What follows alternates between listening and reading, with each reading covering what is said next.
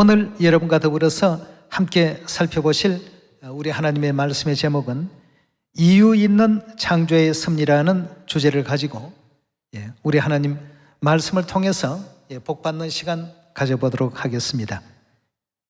도시에서만 살아서 농촌 생활을 전혀 알지 못하고 살이 어떻게 생겨나는지도 모르는 두 형제가 살고 있었습니다. 그 두 형제는 어느 날 계획하기를 우리는 도시에서 태어나서 도시 생활만 해서 농촌을 잘 모르니까 농촌으로 여행해 보는 것이 어떻겠느냐. 그래서 형과 아우는 농촌이라는 곳이 도대체 어떤 곳인지, 뭘 하는 곳인지, 어떤 사람들이 사는 곳인지를 한번 경험해 보기 위해서 농촌 여행길에 나섰습니다. 근데 얼마 가지 못해서 이상한 사람들의 이상한 행동을 보게 되었습니다. 여러 사람들이 넓은 어떤 땅을 사정없이 곡괭이질하고 또 쟁기질하면서 땅을 막 뒤집어 엎는 것입니다. 도시에서는 못 보던 광경이었기 때문에 신기하다는 듯이 계속해서 그 광경을 지켜보았습니다. 왜 저렇게 땅을 뒤집어 엎을까? 두 형제는 이유를 알지를 못했습니다. 그러다가 얼마 뒤에는 밀씨앗을 쟁기질 해놓은 거기다가 막 버리는 겁니다. 저 아까운 밀을 왜 저렇게 땅에다가 버릴까? 정말 참 이제까지 한 번도 경험해보지 못한 이상한 현상들만 전부 보았기 때문에 나는 이 이상한 동네에는 하루라도 살지 못할 것 같아 해서 형은 도시로 다시 돌아가고 동생은 참 이상한 일이다. 그렇지만 이왕 여행을 계획했으니까 끝까지 봐야 되겠다 하고 남았습니다. 근데 얼마간의 시간이 지나고 나니까 흙을 뒤집어 엎고 땅을 파헤쳐 놓고 했던 그 넓은 들판에 아주 새파란 이삭들이 싱싱하게 자라나기 시작했습니다. 온 천지가 다 풀어넣었던 이삭으로 가득히 채워졌습니다. 동생은 그 광경을 보고 너무나도 놀랐습니다. 야, 이게 참 신기한 현상이다. 이런 일이 있을 수가 있을까? 이렇게 해서 도시로 돌아갔던 형에게 편지를 보냈습니다. 나는 여기서 너무 놀라운 기적을 지금 보고 있다. 형과 내가 보았던 그 황량했던 들판에 싱싱한 잔디가 온 대지를 다 지금 뒤덮고 있다. 한번 와서 봐라. 너무 참 신기하다 말이야. 이렇게 해서 이제 도시로 돌아간 형이 다시 돌아왔습니다. 아니, 그 황량했던 땅이 어떻게 이렇게 풀어넣었던 양탄자를 깔아놓은 듯이 이런 세상으로 바뀔 수가 있는가 말이죠. 너무나도 또 놀랐습니다. 그러다가 두 형제가 거기에서 얼마간의 시간을 또 보내고 보니까 이제는 그 풀었던 들판이 황금빛으로 바뀌기 시작했습니다. 그 광경을 보고는 그들은 또다시 놀랐습니다. 놀라운 일이다. 어떻게 그 초록의 식물들이 이렇게 황금빛으로 바뀔 수가 있을까? 누가 이렇게 물감을 칠한 것도 아니고 참 너무나도 놀랍고 신기하다고 생각하면서 지켜봤습니다. 근데 또 얼마 지나지 않아서 농부가 또 와서 그걸 낯을 대고 막 그냥 망가뜨리기 시작해요. 두 형제의 눈에 그렇게 보였을 뿐이지 실상은 농부들은 추수를 했던 것입니다. 힘들게 길렀던 그 아름다운 식물들을 계속 그냥 두지 아니하고 사정없이 다 망가뜨리는 것을 보고 두 형제가 또 깜짝 놀랐습니다. 아니, 그 기르는 것도 어려운데 어떻게 그걸 저렇게 다 망가뜨릴 수가 있을까?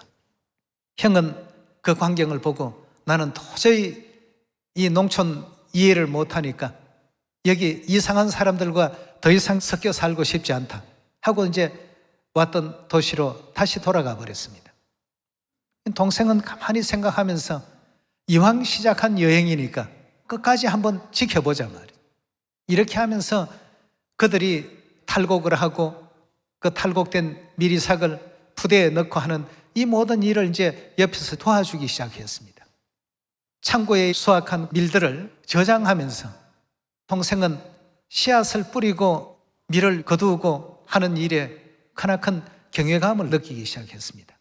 그리고 그들이 이제까지 이해하지 못했던 농부가 하는 일에 대해서 이해가 되었던 것입니다. 왜 그렇게 땅을 헤집어 엎고 거기다가 그 좋은 밀들을 막 버렸는지, 그리고 왜 밀들을 다 망가뜨렸는지. 망가뜨린 게 아니고 낯을 대고 수확을 한 건데 말이죠. 농사 짓는 생활들을 단 한 번도 경험해 보지 못한 두 형제이다가 보니까 그들의 눈에 그렇게 보였지, 농부들은 항상 그런 생활을 반복하면서 생활하고 있다는 것도 이제 알게 되었던 것입니다. 그리고 농부들이 이제까지 왜 그런 행동을 했는지 깨닫게 되었고, 농부들의 그 모든 행동에 대해서 이해할 수 있는 그런 단계가 되었다고 합니다. 이와 마찬가지로 우리가 하나님의 일을 바라볼 때에도 하나님께서 하시는 일은 우리 인류 인생들이 단 한 번도 본 적이 없었던 일입니다. 근데 한 번도 보지 못한 이 일에는 다 이유가 있었습니다. 농부가 땅을 헤집는데도 이유가 있었고, 씨앗을 뿌리는데도 다 이유가 있습니다. 우리가 하나님께서 하시는 일들을 모르고 하나님의 일을 대할 때에는 하나님이 계신데 왜 이렇게 할까? 우리 판단과 기준으로서 하나님을 이해하려고 한다면 이해하지 못하는 상황들이 너무나도 많습니다. 그 중에도 여러분들이 잘 아시는 출애굽 당시에 홍해 바다로 하나님께서 이스라엘 백성들을 인도하신 일들, 얼마든지 육지도 많이 있었는데 홍해 앞에 와서 절망적인 어떤 상황을 맞이하게 만들었습니다. 왜 그렇게 했을까? 또 가나안 땅까지 가는 그 과정에는 좋은 어떤 땅들이 많이 있는 입장이었습니다. 그러나 하나님께서는 광야길을 택해서 그들을 인도하신 일들, 매 순간순간마다 이해가 되지 않는 부분들이 너무나도 많습니다. 그러나 끝까지 다 지켜보고 나니까 어떻습니까? 농부의 이제까지 행해왔던 그 일들이 전부 이유 있는 일들이었다는 사실을 동생이 느꼈던 것처럼, 지금은 우리가 다 이해하지 못하지만 이후에는 하나님께서 왜 그 당시에 그렇게 하셨는가 하는 것에 대한 이해를 충분히 할 날들이 반드시 오게 될 것입니다. 그래서 믿음은 언제까지 가져야만 구원을 받는다고 했죠? 끝까지. 중간에 형처럼 이것도 이상하다고 가버리고 이렇게 하는 사람에게 있어서는 영원히 그 섭리에 대한 것을 이해할 수가 없습니다. 끝까지 있어 보니까 농부가 했던 그 모든 행동 하나하나가 전부가 이유가 있었구나 말이죠. 하나님께서 하시는 모든 일들에는 뭐가 있다고요? 전부 이유가 있었습니다. 하나님은 농부시고 우리는 포도나무에 가지라고 이렇게 성경에도 비유의 말씀이 있지 않습니까? 코로나라는 이와 같은 그 사태도 마찬가지고, 전 세계가 다 만나고 싶은 사람들도 마음껏 만날 수도 없었고, 가고 싶은 곳에 마음껏 갈 수도 없었지만, 영적 농부이신 우리 하나님의 이유 있는 섭리가 반드시 그 속에 계실 것입니다. 그래서 끝까지 따르는 자, 예루살렘에 머물되 끝까지 머무는 자에게는 거룩하다 칭함을 입게 할 것이다 하고 이렇게 말씀 주지 않았습니까?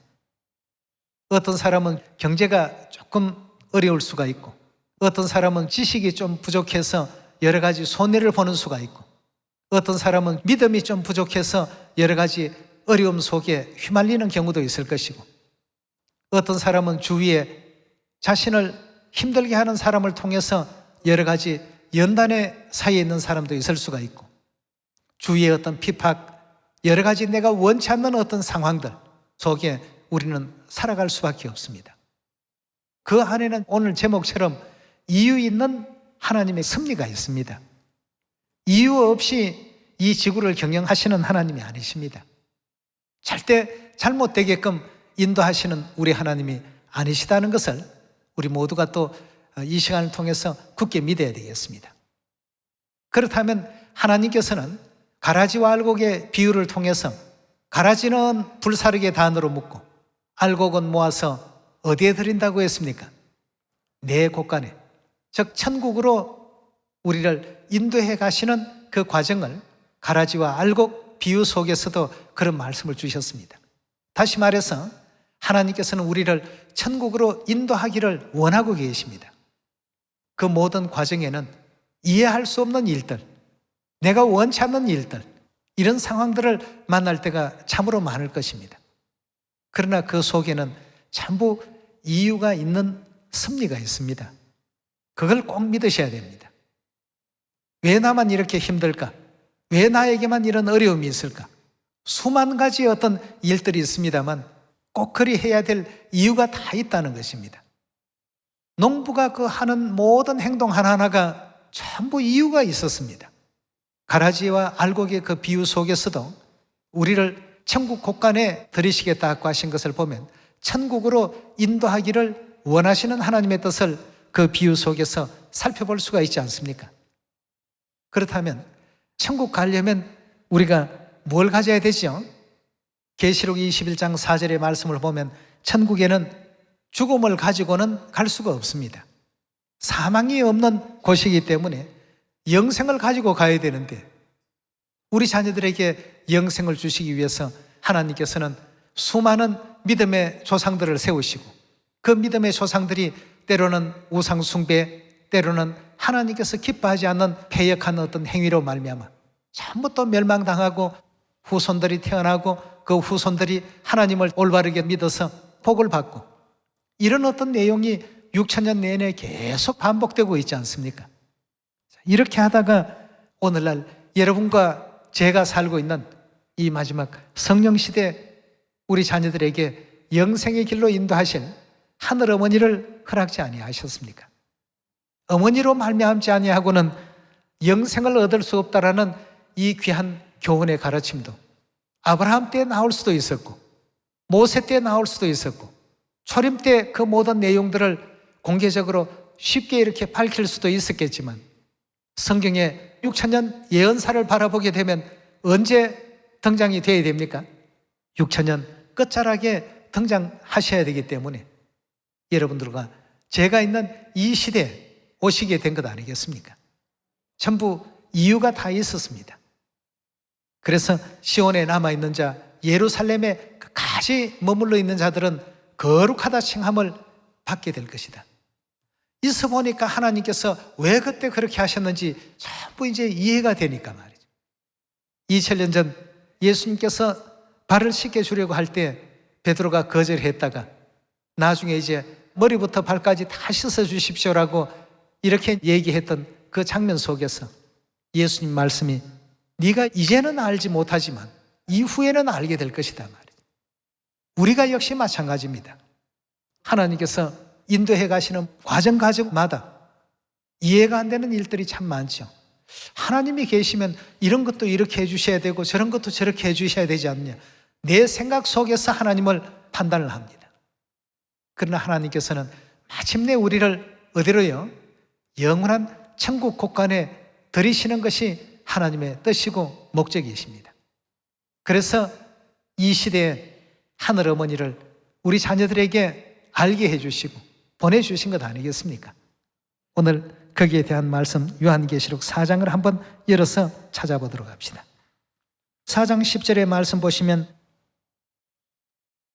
24장로들이 보좌에 앉으신 이 앞에 엎드려 세세토록 사시는 이에게 경배하고 자기의 면류관을 보좌 앞에 던지며 가로되 우리 주 하나님이여 영광과 존귀와 능력을 받으시는 것이 합당하오니 주께서 만물을 지으신지라 만물이 주의 뜻대로 있었고 또 지으심을 받았나이다 하더라고 했습니다.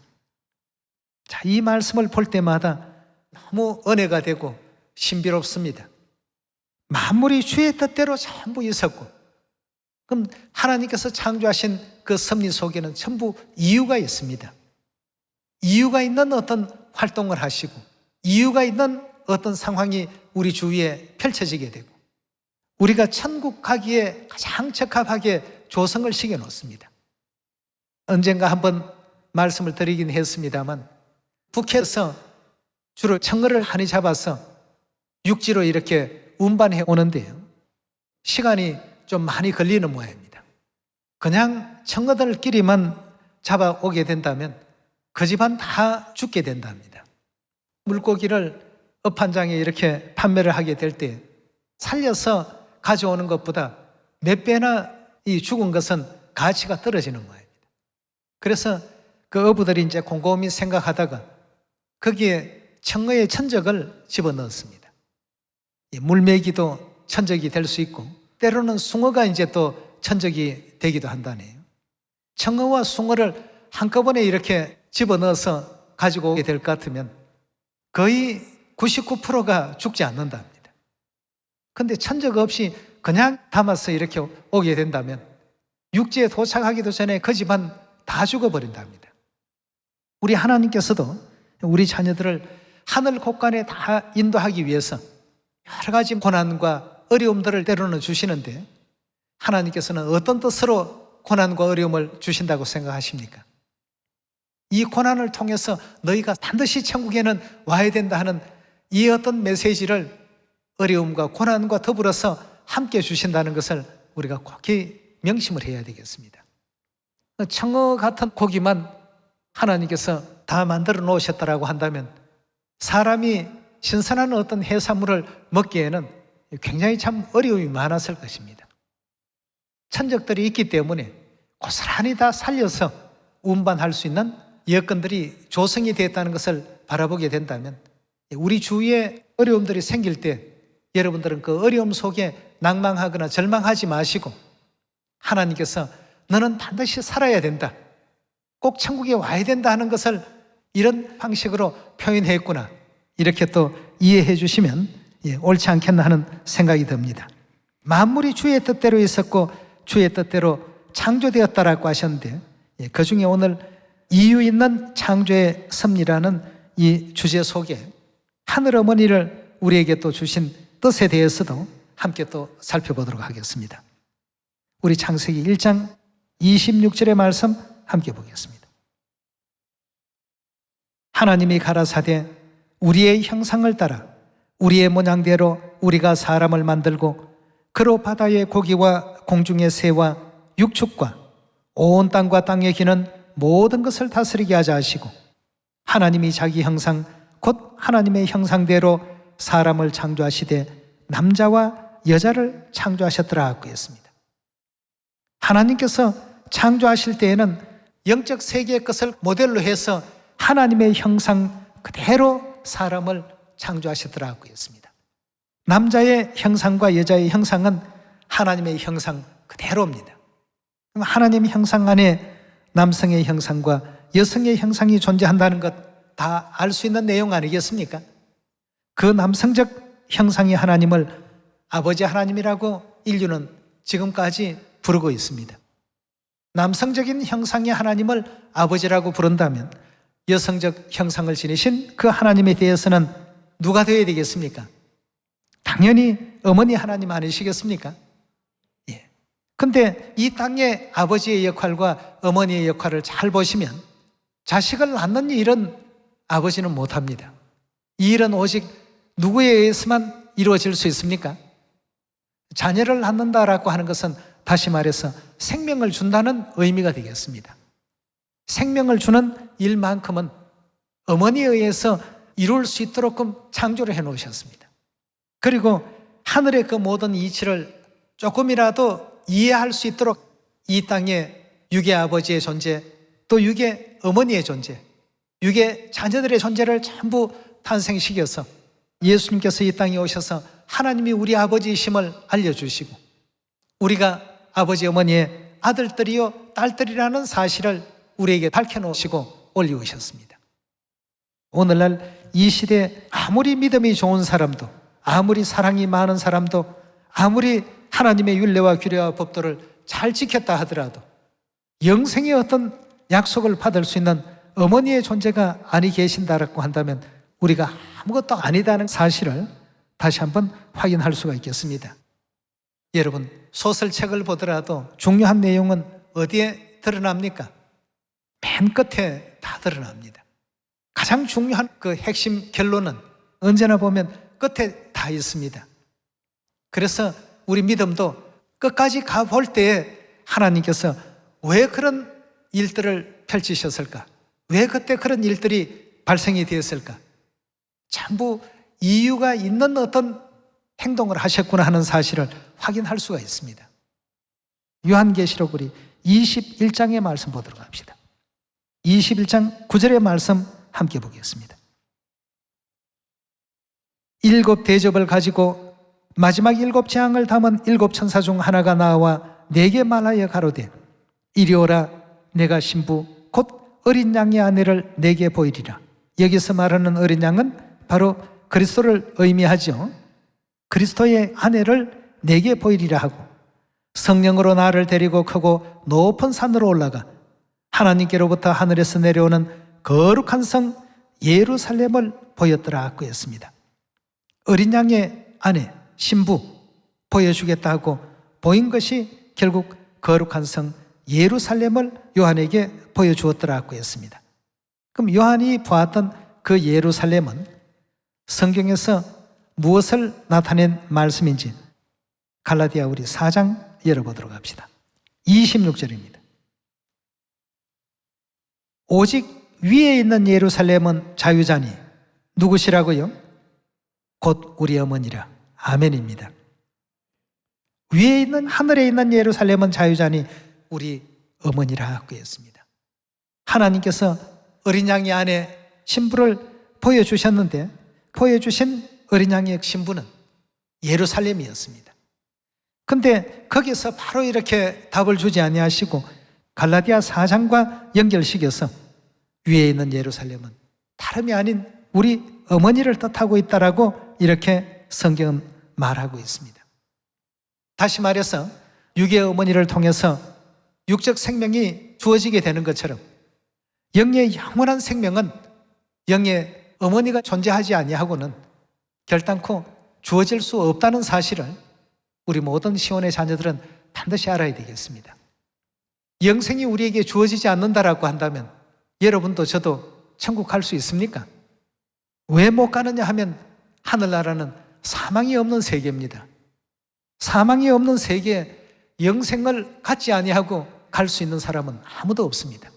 우리는 왜 어머니 하나님이 이 마지막 시대에 등장하시고 시온에 오시고 시온에서 아버지와 더불어서 우리 자녀들을 지금 불러주고 계시는지, 이 시대에 아버지 하나님뿐만 아니라 어머니 하나님도 믿는 교회는 전 세계 어디에도 없습니다. 그래서 어머니에 대한 믿음을 사마리아 땅끝까지 우리가 널리 증거하는 데 있어서 초림 때 사도들과 선지자들이 예수님을 증거하는 데 있어서 목숨을 다했던 것처럼 이 시대에도 우리가 그런 믿음의 길을 또 달려가야 될 줄 믿습니다. 히브리서 우리 11장 32절의 말씀 보겠습니다. 내가 무슨 말을 더하리요?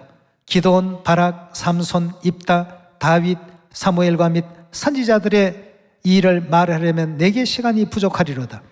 저희가 믿음으로 나라를 이기기도 하며 의를 행하기도 하며 약속을 받기도 하며 사자들의 입을 막기도 하며 불의 세력을 멸하기도 하며 칼날을 피하기도 하며 연약한 가운데 강하게 되기도 하며 전쟁에 용맹되어 이방 사람들의 진을 물리치기도 하며 여자들은 자기의 죽은 자를 부활로 받기도 하며 또 어떤 이들은 더 좋은 부활을 얻고자 하여 악형을 받되 구차히 면하지 아니하였더라. 아버지에 대한 믿음 굉장히 참 대단했습니다. 36절의 말씀 보시면 또 어떤 이들은 희롱과 채찍질뿐 아니라 결박과 옥에 갇히는 시험도 받았으며 돌로 치는 것과 톱으로 키는 것과 시험과 칼에 죽는 것을 당하고 양과 염소의 가죽을 입고 유리하여 궁핍과 환난과 학대를 받았으니 이런 사람은 세상이 감당치 못하도다. 저희가 광야와 산중과 아멜과 토굴에 유리하였나니라. 이 사람들은 다 믿음으로 말미암아 증거는 받았으나 약속을 받지 못하였으니 이는 하나님이 우리를 위하여 더 좋은 것을 예비하였은즉 우리가 아니면 저희로 온전함을 이루지 못하게 하려 하심이라 그랬습니다. 이들의 믿음도 참 대단하지만 이들은 어머니 하나님을 영접하지 못한 사람들 아닙니까? 알지 못하고 계시로, 환상으로, 비유로 이렇게만 만났던 사람들이고, 여러분이나 저는 하늘아버지뿐만 아니라 하늘어머니도 육체를 입고 오신 하나님을 실물로 만나고 있는 세대에 살고 있습니다. 우리가 아니면 그 믿음이 온전함을 얻을 수가 없게 될 것이다 하고 했습니다. 우리가 뭐 사도들보다 더 나은 점이 있습니까? 이런 어떤 환난과 핍박을 이겨내고 견뎌낸 사도들보다 더 뭐 잘난 점이 있나요? 있다라고 한다면 우리는 어머니를 만났다는 것, 어머니에 대한 믿음을 갖고 있다는 것, 이것에 대한 차이일 뿐입니다.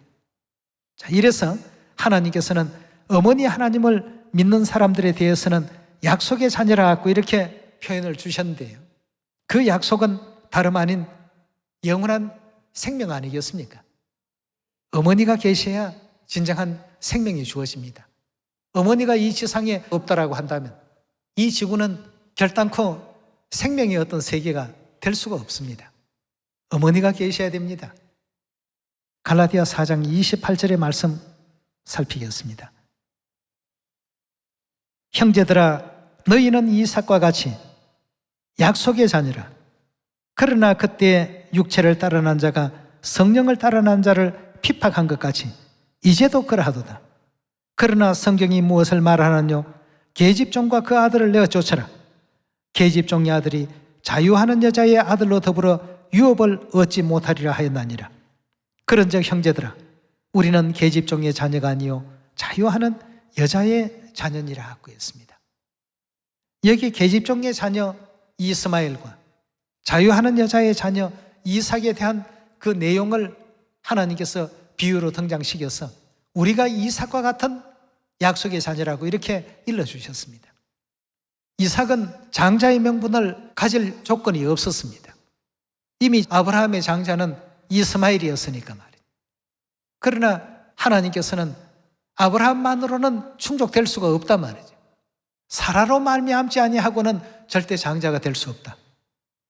그렇다면 오늘날 여러분, 아브라함의 자녀이면서 또 누구에게서 태어난 자가 될 때에 약속의 자녀가 된다는 뜻입니까? 아버지에 대한 믿음도 우리가 철저히 가져야 되지만 누구에 대한 믿음도요, 반드시 사라의, 즉 어머니의 자녀가 꼭 되셔야 됩니다. 그럼 어머니의 자녀가 되는 데에는 다른 조건이 없습니다. 이삭이 뭐 머리가 좋아서 장자로 세운 것도 아니고 다른 어떤 육적인 조건이 훌륭하기 때문에 그 자리에 세운 게 아닙니다. 오직 어머니의 자녀라는 그 한 가지 이유 때문에 장자가 되었고 유업자가 되었고 아브라함의 그 가정의 모든 유업을 물려받을 수 있는 그 위치에 서게 된 것 아니겠습니까? 오늘 이 시간을 통해서 전국 전 세계에 있는 우리 시온의 모든 자녀들이 아버지뿐만 아니라 어머니에 대한 믿음도 굳건히 지켜갈 수 있는 신앙들이 다 되어야 되겠습니다. 이 세상 모든 만물을 창조하실 때는 이유 있게 창조를 해놓으셨습니다. 그 섭리에는 전부 이유가 있습니다. 마치 비유 속에 나왔던 그 두 형제처럼 세상은 하나님께서 하시는 그 일들을 잘 모릅니다. 잘 알지 못하고 일상에서 모든 일들이 당연한 것처럼 봤는데 한 가지 한 가지 짚어보시면 그 속에는 다 어떤 의미가 있다는 것 다시 한번 마음에 깊이 또 아로새겨서 올 한 해도 이런 하늘 어머니를 세상 마음껏 우리가 증거하고 자랑하면서 어떤 어려운 환난이 있고 고난이 있다 할지라도 그걸 구차히 면하려고 하는 것보다는 오히려 그 고난을 통해서 하나님의 축복을 더 많이 받을 수 있는 우리 하늘 자녀들이 다 되어야 될 줄 믿습니다. 오늘 이 말씀에 은혜 있기를 바라면서 말씀 마칩니다. 감사합니다.